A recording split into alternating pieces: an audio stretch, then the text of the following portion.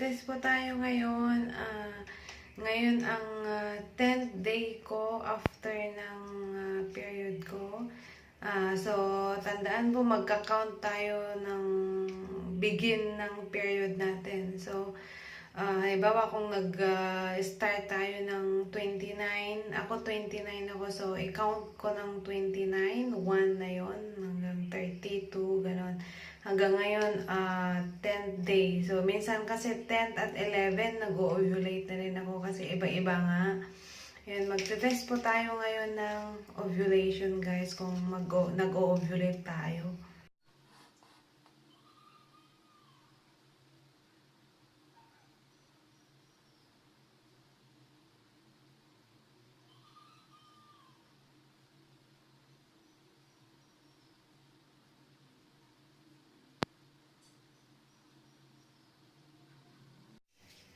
So, ayan, after 7 minutes, guys, ayan, wala pa. Merong super kunting fade na line. Pero, eto, wala pa. Hindi pa tayo nag-ovulate. Yan, kung mapapansin yung line na yan, super fade siya. Ayan, yan. So, ang ginagawa ko, guys, lalampasan ko muna ng isang araw. And then, the day after, itetest ko na naman ulit. Ayan.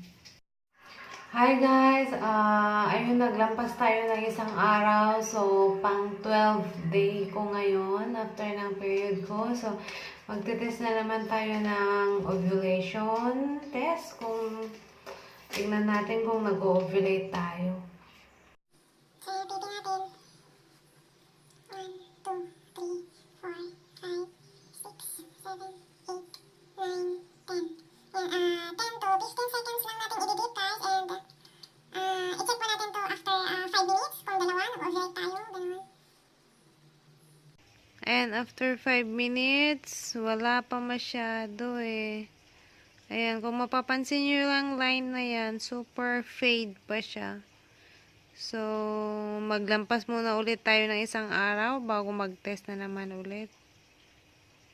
Hi guys! Ito na naman tayo pang 13th day ko after ng period ko. So, ayan, magte-test na naman tayo kung nag-ovulate tayo. So, yan ang pipi natin.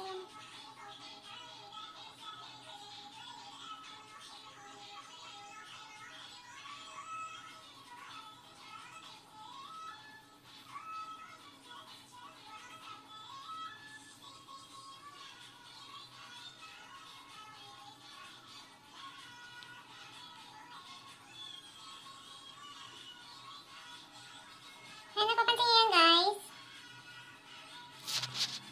Hindi ma-focus eh. Yan parang, ayun, medyo mas dark na yun. Ay, ito-check natin ng after 5 minutes.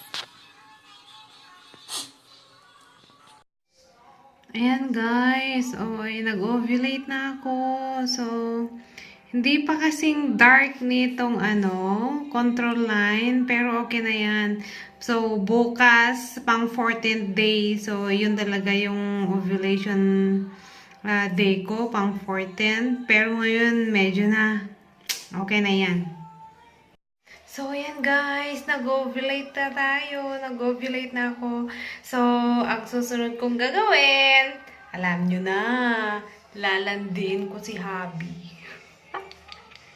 Hi guys, ito pang 14th day ko ngayon after ng period ko. Ayan, magte-test na naman tayo ng ovulation kung meron pa. Kasi kahapon na pang 13th day ko, super dark na nung line. So, nag-ovulate na ako kahapon pa.